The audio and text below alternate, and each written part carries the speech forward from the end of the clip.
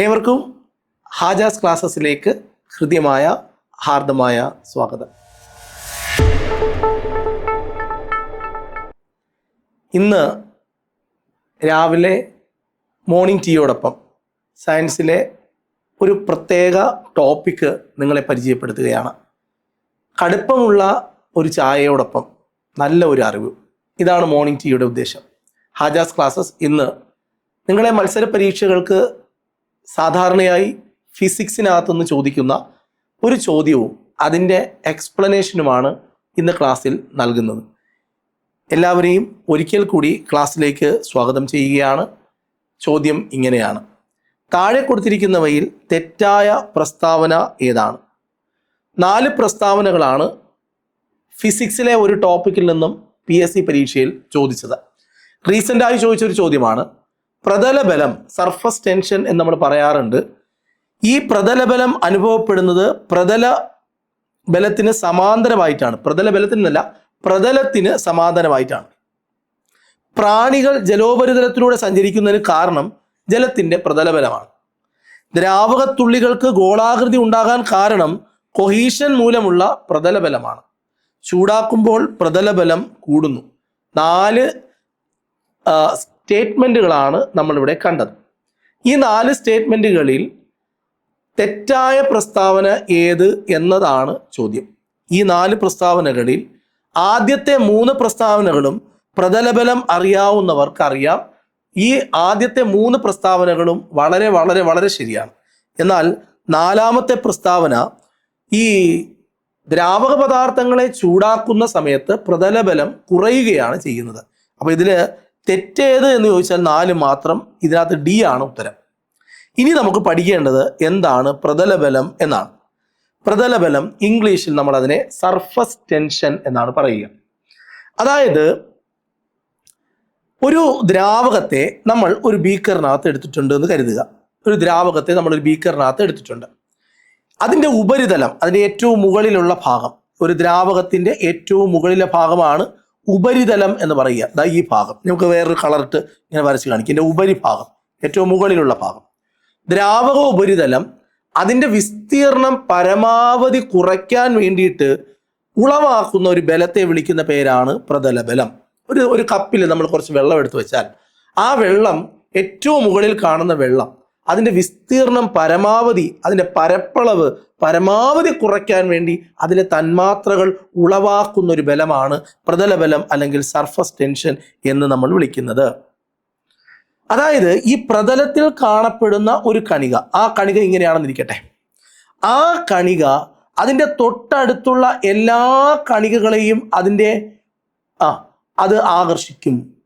അങ്ങനെ ആകർഷിക്കുമ്പോൾ, അതായത് ഈ ഒരു കണിക ഇവിടെ ഇരിക്കുന്നൊരു കണികയാണെന്ന് വിചാരിച്ചോ, അതിൻ്റെ വലത്തോട്ട് ഞാൻ ഇങ്ങനെ ഒന്ന് വരച്ച് കാണിക്കാം. ബ്ലാക്കിൽ വലത്തോട്ട്, അതിൻ്റെ ഇടത്തോട്ട്, ഇങ്ങോട്ട് ഇങ്ങനെയുള്ള എല്ലാ ഭാഗത്തു നിന്നും ഉപരിതലത്തിൽ കാണപ്പെടുന്ന ഒരു തന്മാത്ര അതിൻ്റെ ചുറ്റുമുള്ള ഭാഗത്തുള്ള തന്മാത്രകളെ ആകർഷിക്കുന്നു.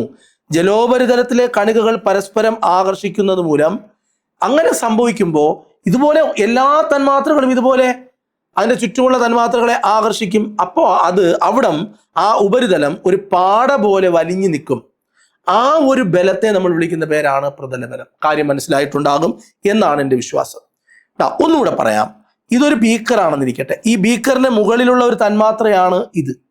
അപ്പൊ ഈ മുകളിലുള്ള തന്മാത്ര അതിന്റെ ചുറ്റുമുള്ള തന്മാത്ര, ഇതിന്റെ മുകളിലോട്ട് തന്മാത്ര ഇല്ല, ഇങ്ങോട്ടൊക്കെയുള്ള തന്മാത്രകൾ അത് വലിക്കും. ഇതേപോലെ ഓരോ തന്മാത്രയും വലിക്കും. അതിന്റെ ഭാഗമായി ഇതിന്റെ ഈ ദ്രാവക പദാർത്ഥത്തിന്റെ ഉപരിതലം ഒരു പാട പോലെ വർത്തിക്കുന്നു. ഇതിനെ നമ്മൾ വിളിക്കുന്ന പേരാണ് പ്രതലബലം. ഈ മഴത്തുള്ളികൾക്ക് ഗോളാകൃതി ഉണ്ടാകാൻ കാരണം പ്രതലബലമാണ്. ദ്രാവകത്തുള്ളികൾക്കും കുമിളകൾക്കും ഒക്കെ ഗോളാകൃതി നൽകുന്നത് പ്രതലബലമാണ്. ഇതിനെയാണ് നമ്മൾ സർഫസ് ടെൻഷൻ എന്ന് പറയുന്നത്. അപ്പോ ദ്രാവകത്തിന്റെ ഉപരിതലം അതിൻ്റെ വിസ്തീർണം പരമാവധി കുറയ്ക്കാൻ ഉളവാക്കുന്ന ബലമാണ് പ്രതലബലം. ജലോപരിതലത്തിലെ കണികകൾ പരസ്പരം ആകർഷിക്കുന്നത് കൊണ്ടാണ് ഇതുണ്ടാകുന്നത്. മഴത്തുള്ളിയുടെ ഗോളാകൃതിക്ക് കാരണം അതിൻ്റെ പ്രതലബലമാണ്. ദ്രാവകത്തുള്ളികൾക്കും കുമിളകൾക്കും ഒക്കെ ഗോളാകൃതി പ്രാപിക്കാനുള്ള കാരണം എന്താണെന്ന് ചോദിച്ചാലും പ്രതലബലമാണ്. ഇനി വളരെ നേർത്ത കുഴലുകളിലൂടെ, അതായത് വളരെ മൈന്യൂട്ടായിട്ടുള്ള ഗ്യാപ്പ് കാണപ്പെടുന്ന കുഴലുകളുണ്ട്. നമ്മൾ കൂൾ ഡ്രിങ്ക്സ് കുടിക്കുന്ന, സോഫ്റ്റ് ഡ്രിങ്ക്സ് കുടിക്കുമ്പോൾ തരുന്ന സ്ട്രോ ഉണ്ടല്ലോ, അതല്ല, അതൊരു കാപ്പിലറി ട്യൂബ്.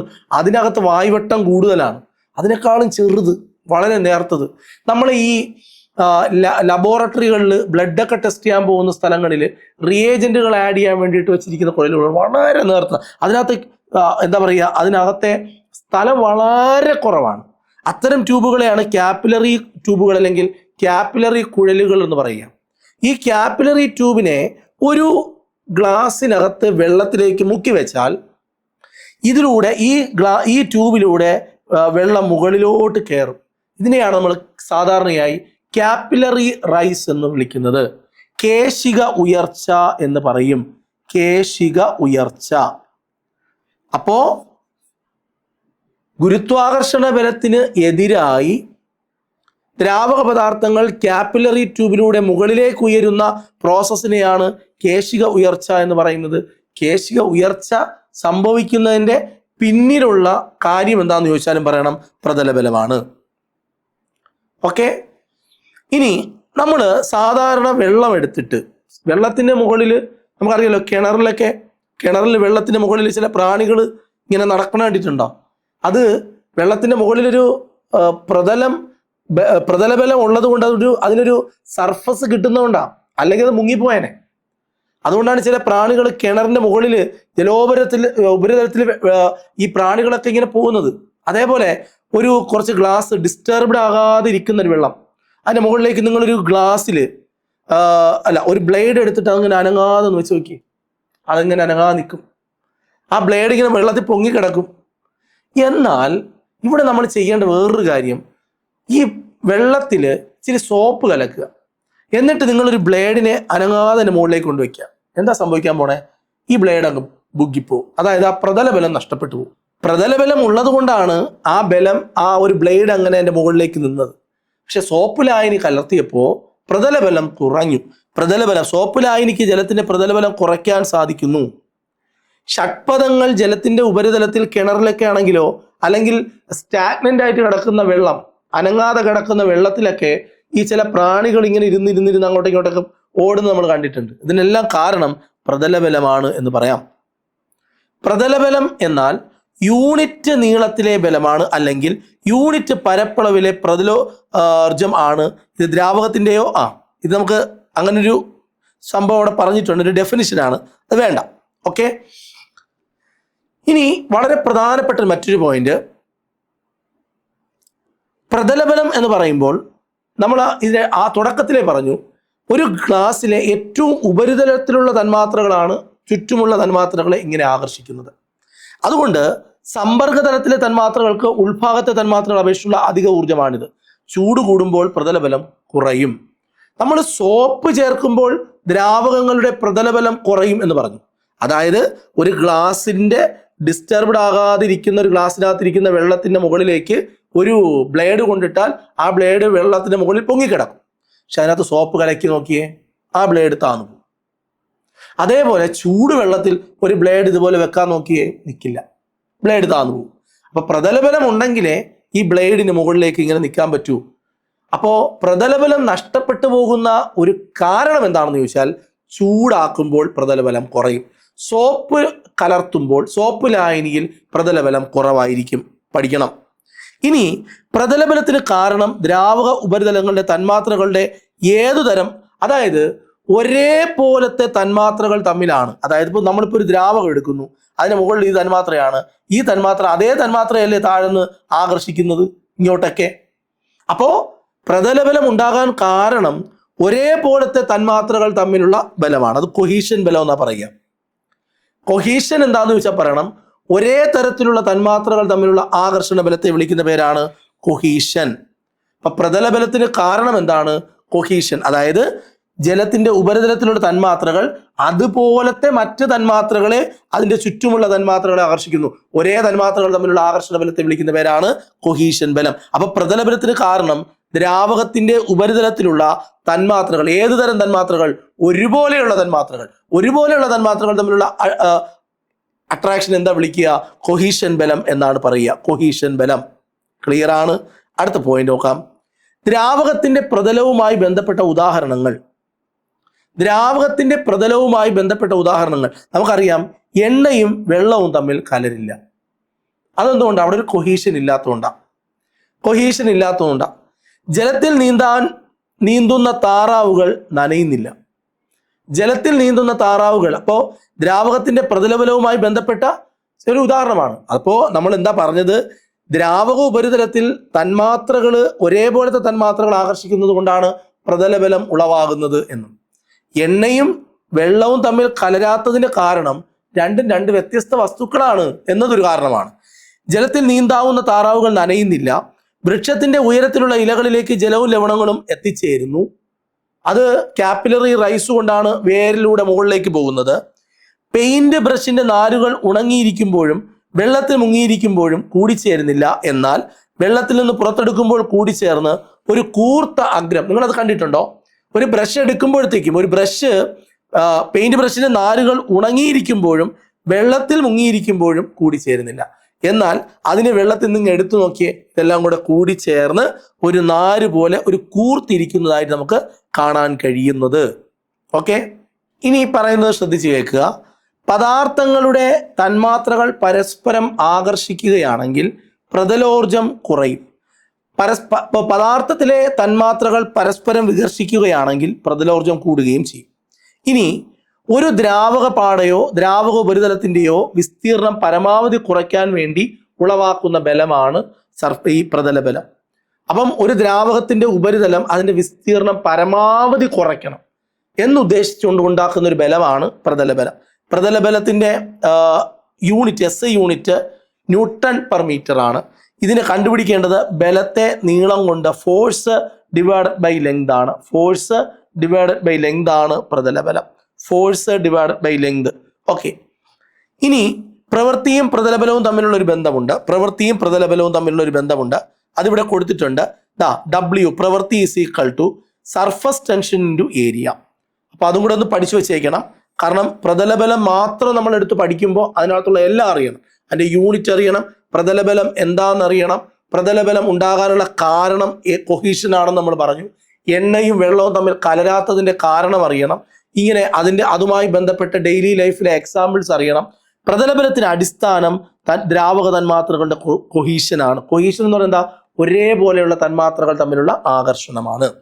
ഓക്കെ, പ്രതലബലം അനുഭവപ്പെടുന്നത് എപ്പോഴും പ്രതലത്തിന്റെ വെർട്ടിക്കലായിട്ടല്ല, പാരലായിട്ടാണ്, സമാന്തരമായിട്ടാണ്. പ്രതലബലം എപ്പോഴും പ്രതലത്തിൽ മാത്രം ഇങ്ങനെയാണ് കിട്ടുന്നത്, ഇങ്ങനെയല്ല, സമാന്തരമായിട്ടാണ് കിട്ടുന്നത്. ഓക്കെ, സോപ്പ് ലായനി സാധാരണ ജലത്തേക്കാൾ അഴുക്ക് വേഗത്തിൽ കളയും. നമുക്കറിയാം സോപ്പിന് പെട്ടെന്ന്, സാധാരണ വെള്ളം ഉപയോഗിച്ച് നമ്മൾ അലക്കുന്നതിനേക്കാൾ നല്ലതാണ്, അഴുക്ക് പോകാൻ നല്ലതാണ് സോപ്പ് ലായനി ഉപയോഗിച്ച് അലക്കുക എന്നുള്ളത്. അതിന് കാരണം സോപ്പ് ലായനിക്ക് പ്രതലബലം കുറവായതുകൊണ്ടാണ്. അപ്പോൾ നമ്മൾ നേരത്തെ പറഞ്ഞു സോപ്പ് വെള്ളത്തിന്റെ പ്രത്യേകത പ്രതലബലം വളരെ കുറവാണ്. എന്നാൽ സാധാരണ വെള്ളത്തിന് പ്രതലബലം ഉണ്ട്. ഓക്കെ, കാരണം സോപ്പ് ലായനി ഒരു പ്രതലബലം, സാധാരണ വെള്ളത്തിന് പ്രതലബലം കുറയ്ക്കണം എന്നുണ്ടെങ്കിൽ നമ്മൾ എന്ത് ചെയ്താൽ മതി? സോപ്പ് ലായനി ചേർത്താൽ മതി, അല്ലെങ്കിൽ വെള്ളം ചൂടാക്കിയാൽ മതി. അപ്പൊ ജലത്തിന്റെ പ്രതലബലം കുറയ്ക്കാനുള്ള മാർഗങ്ങൾ: 1, ജലത്തിൽ സോപ്പ് ചേർക്കുക; 2, ജലം ചൂടാക്കുക. സാധാരണ വെള്ളത്തിന് പ്രതലബലം ഉണ്ടാവും, നമുക്ക് അത് കുറയ്ക്കണമെന്നുണ്ടെങ്കിൽ അതിനകത്ത് സോപ്പ് വെള്ളം ചേർക്കുക, അല്ലെങ്കിൽ ആ വെള്ളത്തെ ചൂടാക്കിയാൽ മതി. പ്രതലബലം ഉള്ളത് കൊണ്ട് പ്രതലബലം നമുക്ക് അനുഭവിക്കാൻ കഴിയുന്ന, അല്ലെങ്കിൽ നമുക്ക് മനസ്സിലാക്കാൻ കഴിയുന്ന സന്ദർഭങ്ങൾ: 1, ജലോപരിതലത്തിലൂടെ ഈ എന്താ പറയുക, നമ്മുടെ ഈ കിണറുകളിൽ ജലോപരിതലത്തിൽ പ്രാണികൾ സഞ്ചരിക്കുന്നത് കണ്ടിട്ടുണ്ട്. അതുപോലെ തന്നെ നമ്മളൊരു പേപ്പർ ക്ലിപ്പ് ജലോപരിതലത്തിലിട്ടാൽ അത് പൊങ്ങിക്കിടക്കും, പിന്ന് അല്ലെ, അങ്ങനെയുള്ള സാധനങ്ങൾ, ബ്ലേഡ്, ഇതൊക്കെ അത് എന്തുകൊണ്ടാണ് അങ്ങനെ സംഭവിക്കുന്നതെന്ന് ചോദിച്ചാൽ പ്രതലബലം ഉള്ളത് കൊണ്ടാണ്. നമ്മൾ പണ്ട് ഈ പേപ്പറിൽ വെള്ളം ഉണ്ടാക്കിയിട്ട് അത്, അല്ലെങ്കിൽ അങ്ങനെ വെള്ളം ഉണ്ടാക്കി നമ്മൾ ഇതിനകത്ത് ഇട്ട് കൊടുക്കാറുണ്ട്. ഈ വെള്ളത്തിൽ, സ്റ്റാഗ്നന്റ് വാട്ടറിൽ അങ്ങനെ വെള്ളം ഇങ്ങനെ പൊങ്ങിക്കിടക്കും. അല്ല വേണ്ട, വെറുതെ ഒരു പേപ്പർ ഇട്ട് കഴിഞ്ഞാലും ഈ വെള്ളത്തിന് മുമ്പിൽ വെള്ളത്തിൽ ഇങ്ങനെ പൊങ്ങിക്കിടക്കും. അല്ല, അതിനൊക്കെ ഒരു കാരണം കൂടിയാണ് ഈ പ്രതലബലം എന്ന് പറയുന്നത്. ഇനി ദ്രാവകത്തുള്ളികൾക്ക്, മഴത്തുള്ളികളൊക്കെ ഈ ഗോളാകൃതി പ്രാപിച്ചിരിക്കുന്നു. അല്ലെങ്കിൽ നിങ്ങൾ കൈയൊന്ന് വെള്ളത്തിൽ മുക്കിയിട്ട് ഒരു എന്താ പറയുക ടേബിളിൽ നിങ്ങളിങ്ങനെ ജസ്റ്റ് ഒന്ന് ഇങ്ങനെ തൊട്ട് നോക്കിയേ, ആ വെള്ളം ഇങ്ങനെ ഗോളാകൃതിയിലായിരിക്കും കാണപ്പെടുക അല്ലെ. അതിന് കാരണവും എന്താണെന്ന് ചോദിച്ചു കഴിഞ്ഞാൽ നമ്മൾ പറയണം ഈ പ്രതലബലമാണ്. പ്രതലബലം എന്താണെന്ന് ചോദിച്ചാൽ പറയണം ആ ദ്രാവകത്തിന്റെ ഏറ്റവും മുകളിലുള്ള ഉപരിതലത്തിലുള്ള തന്മാത്രകളുടെ പരസ്പര ആകർഷണ ബലമാണ്. ഇതൊരു കൊഹീഷൻ ബലമാണ്. ഒരേപോലെയുള്ള തന്മാത്രകൾ തമ്മിലുള്ള ആകർഷണ ബലത്തെയാണ് നമ്മൾ കൊഹീഷൻ എന്ന് പറയുക. ഓക്കെ, ദ്രാവകത്തിന്റെ ഉപരിതലത്തിന് മുകളിൽ അതിന്റെ തന്മാത്രകളില്ല. അതിനാൽ അവ വശങ്ങളിലേക്കും താഴേക്കുമുള്ള തന്മാത്രകളുടെ ആകർഷണം കൊണ്ട് വലിഞ്ഞ് ഒരു പാട പോലെ പ്രവർത്തിക്കുന്നു. ഉപരിതലത്തിൽ അനുഭവപ്പെടുന്ന ഈ ബലമാണ് പ്രതലബലം. അതായത് ഇതാണ് ഒരു ദ്രാവകത്തിന് ഏറ്റവും മുകളിലുള്ള തന്മാത്ര എന്നിരിക്കട്ടെ, അതിന് മുകളിലോട്ട് തന്മാത്രകളില്ലല്ലോ. അപ്പൊ ഇങ്ങോട്ടും ഒക്കെയുള്ള തന്മാത്രകളെ ആകർഷിക്കും. താഴോട്ട്, ഇങ്ങോട്ടൊക്കെ. ഇതിന്റെ മുകളിലോട്ട് തന്മാത്രകളില്ല. ഇത് കാരണം ഇത് ഉപരിതലമാണ്. ഇതിന്റെ മുകളിലോട്ട് തന്മാത്രകളില്ല. അപ്പൊ ഈ തന്മാത്ര എന്തിനു ശ്രമിക്കും? അതിന്റെ വശങ്ങളിലുള്ള തന്മാത്രകളെ ആകർഷിക്കും. അതുകൊണ്ടാണ് പ്രതലബലം ഉണ്ടാകുന്നത് എന്ന്. പ്രതലബലത്തിൽ നിന്നും സാധാരണ PSC ചോദിക്കുന്ന കുറേ ചോദ്യങ്ങളാണ് നമ്മളിവിടെ പറഞ്ഞത്. അതിന്റെ സന്ദർഭങ്ങൾ, അതിന്റെ യൂണിറ്റ്, അത് കണ്ടുപിടിക്കേണ്ടത് എങ്ങനെയാണ്, ഇതെല്ലാം ചോദിക്കാറുണ്ട് ഫിസിക്സിനകത്ത് നിന്ന്. സർഫസ് ടെൻഷൻ എന്നാണ് ടോപ്പിക്ക്. അപ്പൊ ഇന്ന് ഈ ഒരു മോർണിംഗ് ടീയിൽ നിങ്ങൾക്ക് നല്ല ഒരു ഫിസിക്സിന്റെ ടോപ്പിക്ക് തരാൻ കഴിഞ്ഞു എന്ന ചാരിതാർത്ഥ്യത്തോടെ നിർത്തുകയാണ്. മോർണിംഗ് ടീ ഒരിക്കലും നിങ്ങൾ കാണാതിരിക്കരുത്. നിങ്ങൾ ഈ ചാനൽ സബ്സ്ക്രൈബ് ചെയ്യാതിരിക്കരുത്.